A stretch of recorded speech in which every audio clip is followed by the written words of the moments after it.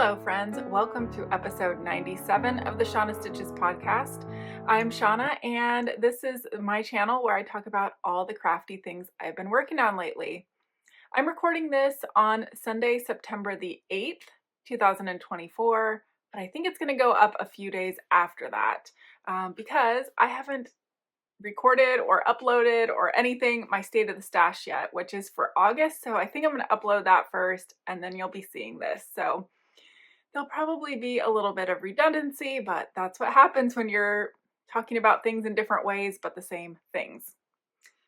It is 9:19 a.m. I'm feeling more rested than the last time I recorded, which, if you'll remember, was pretty late at night. I do have some show notes. If you see me looking off to my left, that's what I'm looking at, and all of my projects are right over here. I did decide to add all of my this year's stashed yarns behind me just because the background is really boring here, but I do love my couch. I probably should get something to go right over here. I've not really been on the emotional support chicken bandwagon, but I might have to get a chicken or something to go up there. Years ago, I crocheted my nephew a crochet hippopotamus. I can't remember what it was called, but it was those African flower motifs. So maybe I just need a big hippo back there. Anyway, I'll figure something out. I have links down below to everywhere you can find me. That's Ravelry and Instagram as Shauna Stitches, and my email address, shaunastitchespodcast@gmail.com. Also, I do have my Goodreads linked. I don't remember what my username is, but check out the link. I think it's Shauna825. And I have a new link down there if you want to check it out. It's called Ask Me Anything, and I just created a Google form where you can submit questions. So if you have a question for me to answer on the podcast, can be pretty much about anything. I will choose my answers wisely, I guess, if there's something that I think is too personal, or if I just don't feel that it fits for the podcast, but you still have a question, I'll be happy to email you back. So I thought that would be a nice form of communication.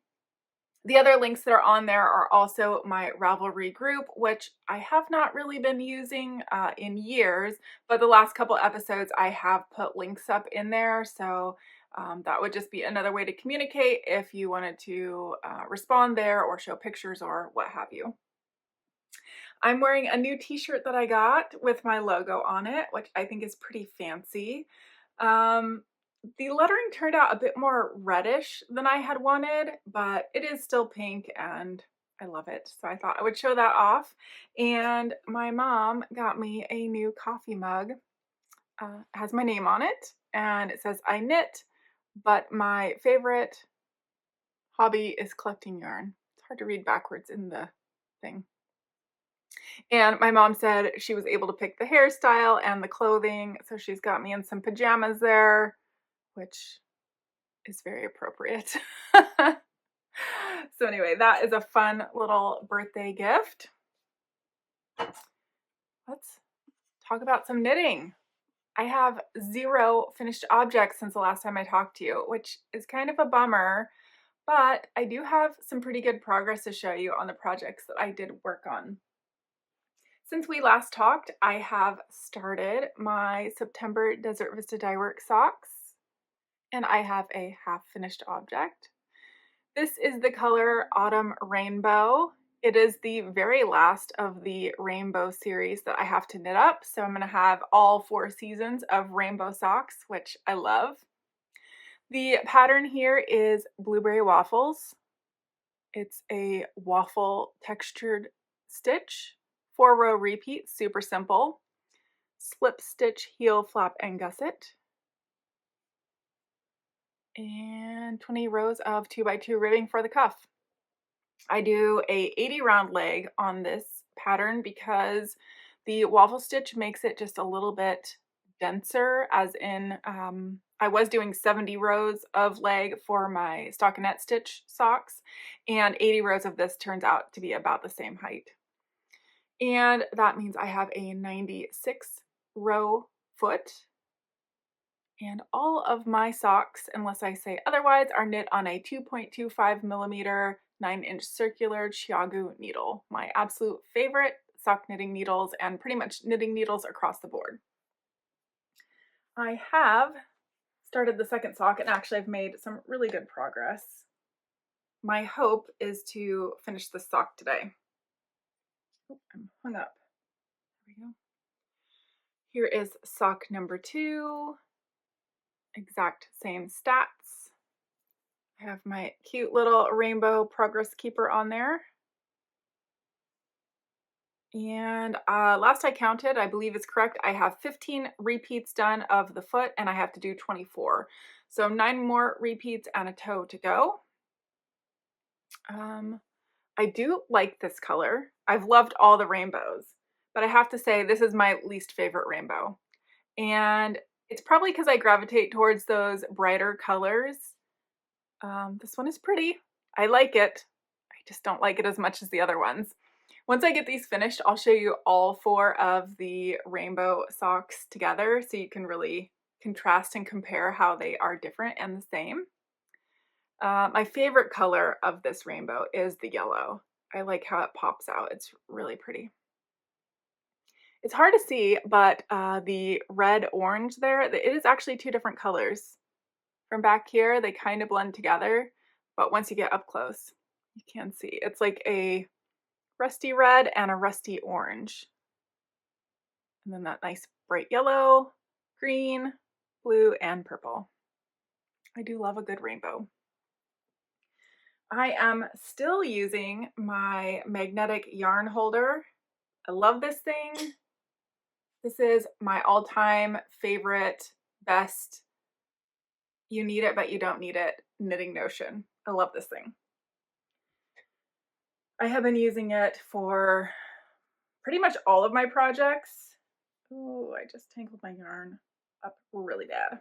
Hold on. Anyway, I've been using it for pretty much all of my projects since I got it, and I don't ever want to knit without it. All right, that is that one. The next work in progress to talk about still doesn't fit in the project bag, but that's okay. It's working. This is my melting pot sweater by, I think it's Alina Appasova.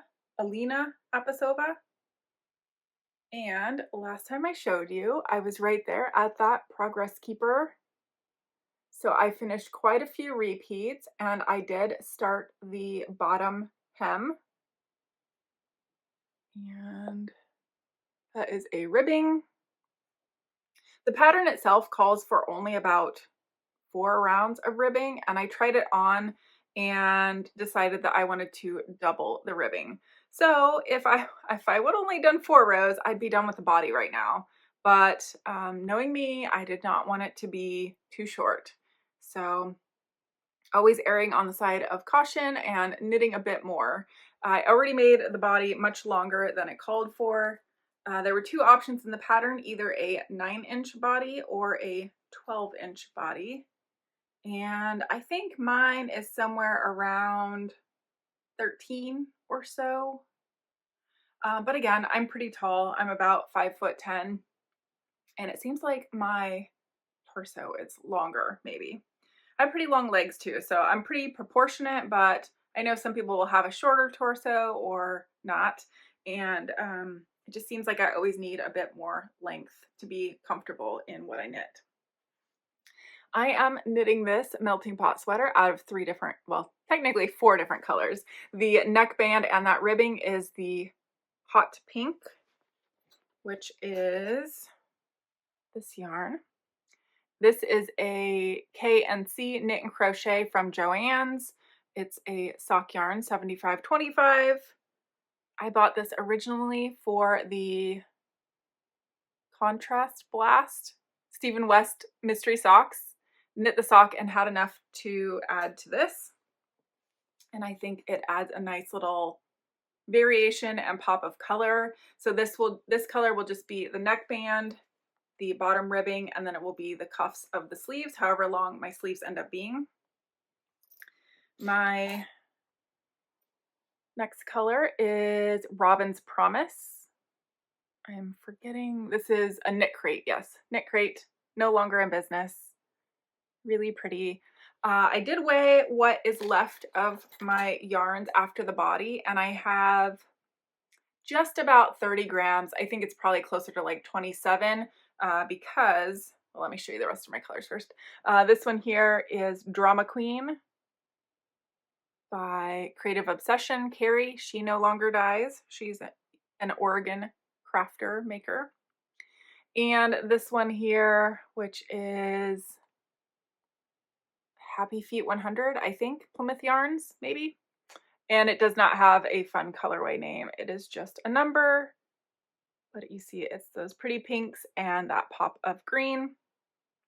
So for whatever reason, this yarn here has less yardage per gram. So this one I have the least of, and like I said, I think it's 26 or 27. So that means I have roughly 75 grams for sleeves.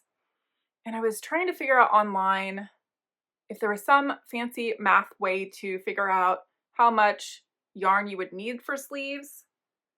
And what I found was not really a math equation, but it said you would use approximately 1/3 of the yarn for the front of your sweater, 1/3 of your yarn for the back of the sweater, and another third for the sleeves. So I can't remember now. I've used 200 and something grams for the body. I would love to have long sleeves, although for these colors, I don't think it's really a long sleeve color sweater. But if I could get 3/4 lengths, I think that would be a really nice length for this. The designer does have 4 different lengths of sleeves for the sweater. There's essentially just like a little cap sleeve where I think maybe you add 1 repeat and then the ribbing. There's a longer sleeve, which is kind of not exactly elbow length, but you know, just before the elbow there. There's the 3/4 and there's a full length. I think that's all I want to say about this. I do love it. I really am wanting to get the body finished so I can get started on the sleeves. I just found out the other day I got invited to OFF, which is the Oregon Flock and Fiber Festival. That's in Albany, Oregon, which is way down south of me. And I'm going on the 21st of September. Wouldn't it be fantastic to have a new sweater to wear? Who knows? It might be really hot. They definitely get warmer weather than I get here, but it would be really nice to have it done. I'm not sure that that's even a possibility because like I said, we're already on the 8th and I'm not currently working on this because I've been working on my September socks. So yeah, that might not happen, but if it doesn't, that's okay. If it does, that will be amazing. All right. The next work in progress, sorry. I thought it was going to be something else. And then when I saw my list, it wasn't what I thought it was going to be. Oh my God. Oh, oops. This thing's getting big. That loud crash you just heard was my yarn bowl, which I don't normally use, but it really does come in handy for these little minis. So the last time I talked to you about my cozy memories, I was finishing up Advent yarns from last year, 2023. And I do believe I was on this square and had 2 more to go, maybe. I was right in here somewhere and said that I had 1 square to pick up and finish. So this was my final Advent mini. And I have added 2 more minis and I'm on a 3rd. Check out my cute little Highland Cow stitch markers, or not stitch markers, stitch stoppers, needle protectors. So what I am adding now is, I'll show you the mini that I'm working on right now. This is the one I'm working on right now. Kind of a purpley gray with some green and red speckles.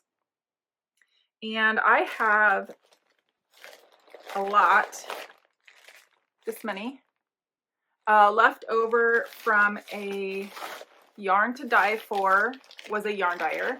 I had her Advent and I knit, of course I cannot remember the name of the wrap. I knit a wrap out of that Advent and had quite a bit left over. So I'm adding those into my blanket. There's already a few that were in there from before. This is what I have left of all of the Advent yarns that I've added, plus some of those other Advent minis that weren't necessarily meant for this blanket. So that's why this bag is so full. This is just yarn, the little envelopes of yarn and then the leftover yarn. So then the blanket doesn't really fit. Again, I have not counted how many squares I have lately. I do like working on this, but I have found it is very time consuming for me. Not in necessarily a bad way, it's just quite often I have other things that I want to be working on, and a square takes me at least an hour. For sure, I think over an hour. So it's slow progress. But I guess that's just knitting in general is slow progress. Okay. I'm out of it. The last project to talk to you about, at least that is knitting wise, is I don't know if you guys have seen, but Locatelli came out with a new sweater called Mabel's sweater, and I wasn't immediately drawn to it until I heard her reason for creating the sweater, and it is named after Mabel from Only Murders in the Building, and that is currently my favorite show. Ever since my husband and I discovered it, I think it was this year, so we were able to binge watch the first 3 seasons, and now we are watching season 4, but we have to watch 1 episode a week as they come out. Who remembers what that was like when we had normal TV and you had to make sure you were by the TV or set it up to record if you weren't there? Those were the days. It's been a while. So let's see, make sure, yes, that is the front. So I did a swatch. Both Hohi's and Mabel's sweater, which is from episode 1 of season 1. It's a yellow waffle print, or not waffle print, waffle stitch sweater. And I wanted to use stash, of course, because that's where I'm at in my yarn collection process, is using stash. Yellow is not really my color. I didn't have any yellow anyway. But this color here is called Light Rose Gold by Knitty McPurly. And, you know, I know it's not yellow, and it's not exactly pink. It's also super hard to get a true representation of the color. Like getting pictures, it's come out looking every different shade, but what it actually is, I think it looks pretty close there, but it's just hard to tell. So anyhow, I did a swatch. Hohi recommends a 3.25 millimeter needle, and so that is the bottom swatch there. And the top portion I did on a 3.5 millimeter needle. The problem is I'm not getting gauge, and I don't know, do you see, it doesn't look as bad on camera as I feel like it looks in person, but it seems pretty darn see-through and open, which ultimately is probably fine. I would wear a sweater, or not a sweater, a shirt or a camisole or something under it. It's not like you'd be seeing through completely. But to get me to swatch is kind of crazy in itself. I don't normally swatch because I just find that swatches lie. I don't appreciate the process very much, and it's just honestly frustrating. So my thought process here was either cast on with a 3.75, and with the gauge that I have here, I would knit 1 size up, so I should be knitting a size 3, but I would knit the size 4, and based on this math, I would come out with a 40-inch bust, when the size 4 I think is a 42. Or I could just cast on with a 4mm needle, see what happens. Of course, it's going to be more open than that. Be 1/2 millimeter bigger. The drape is good. Anyway, I don't know what to do. I'm kind of stuck, and also I think I shouldn't have even started this project. I feel like I'm going down that rabbit hole I went down before of like cast on all the things. I want to do all the things instead of taking projects a little bit slower. So I don't know. I don't know what's going to come of this. I don't know if I'm even going to cast it on because we have the Stephen West Mystery Knit-Along coming up in October. But let me just show you a skein of this yarn real quick. It's beautiful. I did cake up 3 skeins. I just have to figure out what I'm actually going to do. I have 4 skeins total. Excuse me. I have 4 skeins total, and that sweater will be a real yarn eater. Just doing those swatches, it was very obvious to see that just the way it's done in a half fisherman's rib, I think. Yes, that would be correct. Anyway, it's not all that. It's ribbing. It's all ribbing, essentially. So it would be very time intensive and very yarn intensive. Like I said, I have 4 skeins, but I'm starting to think that if I were to just buy a sweater quantity of yarn for an unknown project, I think 5 skeins would be a whole lot safer. And I really don't have any 5 skein quantities unless we're talking Holst-Garn, super soft, in the cones. That's about all I would have that would be that large of a quantity. So I don't know. And I'm not the biggest person, but 5 skeins seems like a lot. That is all of the knitting and yarn type projects, but I do have another finished object to show you. The king size quilt that I made for my best friend's birthday is done. If you'll remember right, the last time I showed you, I still had to attach the binding. That's the binding there. And let's see what else. I don't know if I'm going to be able to find it now. Oh, there it is. Not the easiest thing to show, but I did hand sew on. This is not easy. A tag, which you're not. Yep. I was hoping to not have to refold this because refolding a king size quilt by yourself is not easy at all. There it is. So I hand sewed on a tag that says it's made for my friend by me and the month and the year. So probably on my way back from Oregon Flock and Fiber, I will be able to drop this off to my friend. So I hope that she loves it. It was a true labor of love. I'm trying to remember. I needed to square off the quilt. Had I already done the quilting? I think so. And then I just had to cut and make the binding and sew it all the way around. So I think it came out great. It is huge.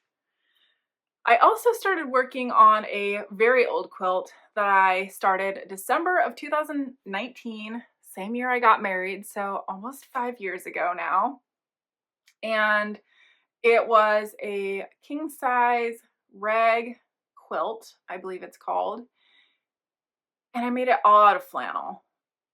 This thing has been taking up room in my craft room for 5 years now, and I just keep moving it around, always in the way. So after I finished the binding on that quilt, I already had my sewing machine out. I was like, I'm just going to finish sewing on the squares. So I had 9 rows of complete, all the way across squares, because the way this pattern works, I think it's like quilt as you go. Essentially, I cut all of the front squares of flannel, the back squares of flannel, and the batting, made quilt sandwiches, just little square, each square by itself as a quilt sandwich, and then sewed all those together into rows and then sewed the rows together. So I had 9 rows done. I made a total of 15 rows. Now, granted, my husband was sleeping on our king size bed, so I couldn't just run in there and try this thing on. he woke up, I had all 15 rows done, and I went to go try it on the bed. And same thing as with my friend's quilt, if you remember me showing that, it extended beyond the end of our king size bed over a little chest that we have at the end of the bed. It's one of those where you can like sit on, plus I store all my shawls in there. It went beyond that and then down to the floor. I followed online king size quilt or bedding size recommendations that I found, probably from different sources, because like I said, I started that other one 5 years ago. This one I started pretty recently. So all that to say, if you are in the mood to make a king size quilt, do not follow the online size recommendations. Width seems fine, but for whatever reason, the length is ridiculous. I don't know what they're thinking. I don't know what kind of bed they have or why you would want it to, like, if I didn't have that chest, it's still going all the way to the floor. It would just be draping on the floor huge. And this is having it all the way pulled up to the headboard, not even kind of like below the pillows where you might have it. I don't understand it. So I ended up cutting 3 rows off from the bottom of the quilt. And at that point, I didn't even care, because the way the rag quilt works is you have all these exposed seams on the front side of the quilt, and you come through with scissors, which is the part I still have to do, and you cut those exposed seams in 1/4 inch to 1/2 inch sections. And when you wash it, it looks all frayed on the top. I don't know. Let me just say, I would not pick this quilt pattern. I would not pick this quilt fabric. I would not pick the prints today. But I'm happy to have it mostly done. In fact, the way that it is right now, not being frayed, it's still a usable quilt. We haven't used it yet. It hasn't gotten that cold, but it's going to take me a lifetime to cut those exposed seams. I do have some spring-loaded scissors, which help, but it's just not a fun process. I would never make one again. Maybe a baby size. I might be able to do that. But everything's easier as a baby size. Okay, so that is that. The only other thing I have, well, I guess life stuff. The last time I recorded was my birthday, so not a lot has happened since then. I've just been working. Trying to see if there's anything that really stands out. Yesterday we cleaned our gutters, which it's not a fun project to do at all, but definitely necessary. I noticed last year when we would get really heavy rains that our gutters just couldn't keep up with the amount of rain, and so it was like spilling over and splashing on our back patio and stuff, which I wouldn't really care, except for the dogs really don't like to go outside when it's raining at all, but definitely not when there's like a downpour coming down off the gutter. So hopefully that is taken care of this year. The other thing that we did was to treat our roof for moss. I didn't even realize that that was a thing. I've lived in this house for 10 years now, or almost 10 years, I think, and I've never done it. Luckily, it's not terrible, but there's definitely more moss up there than I thought there was. So we use something called Wet and Forget, and you just hook it up to your hose and spray it. I'm hopeful it will work, but so far the moss is still there. So we did that, I think 2 weeks ago or a week ago, and then just cleaned the gutters yesterday. And I was hoping to see some of that moss come off, but it might take the first really good rain to kind of get that off. I'm not sure. What other life stuff? I think that's about it. Work's been kind of stressful for no good reason, just stuff.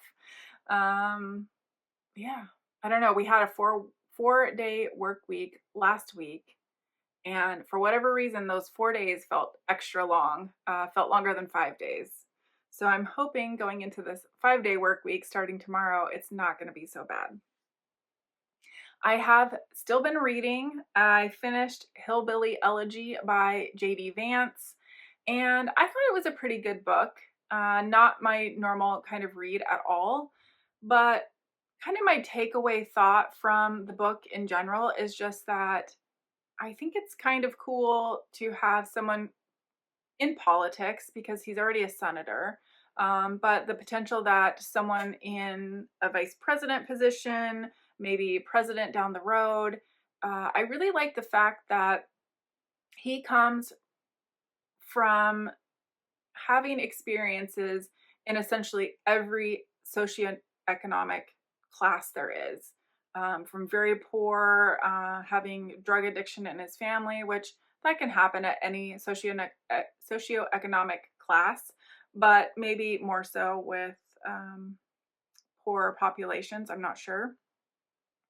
But he has experienced a lot of those things that I think those lifetime politicians and family lifetime politicians, where, you know, their parents came from it or they came from like really well to do. I just don't think that they have a lot of those experiences.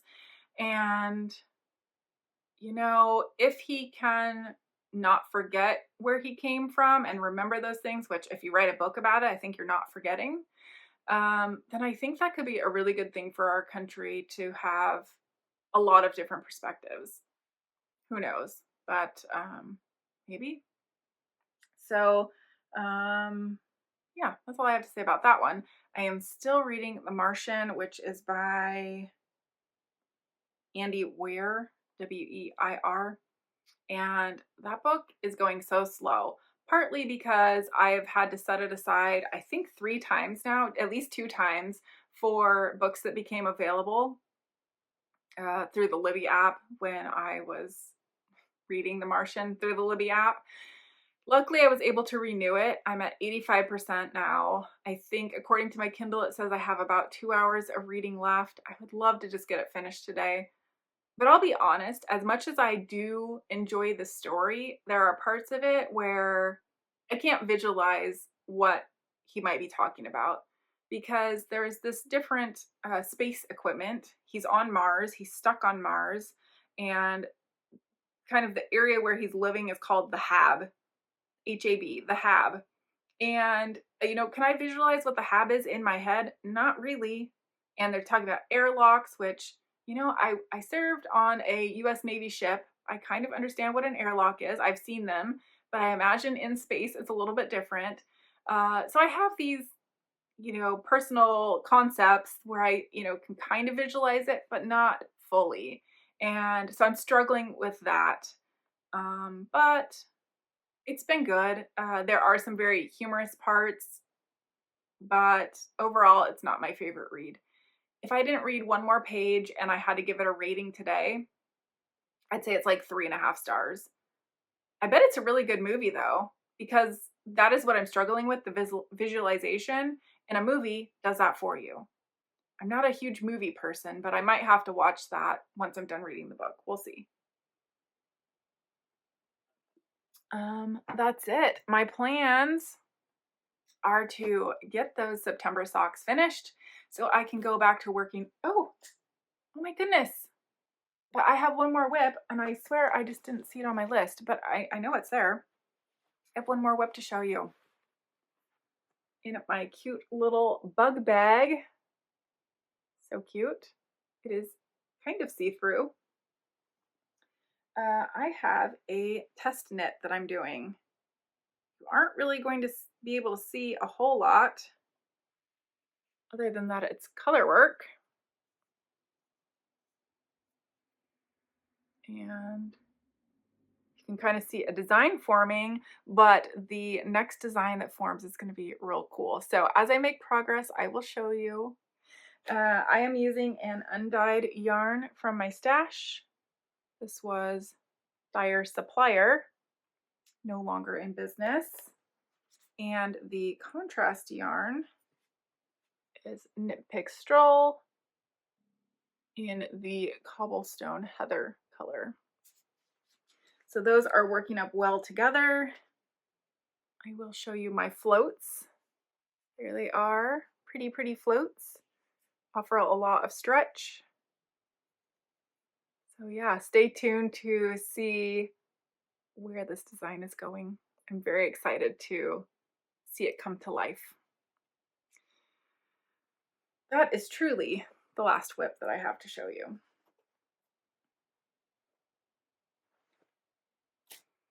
All right, well, thank you so much for joining me today. I really appreciate you watching, commenting. If you have a question for me, don't forget to check out that Google form, the Ask Me Anything, and send your question. Of course, if it's something that you want to leave down below, I can answer it there. And I appreciate all of your comments, likes, subscriptions, all the good things. I'll talk to you soon. Bye.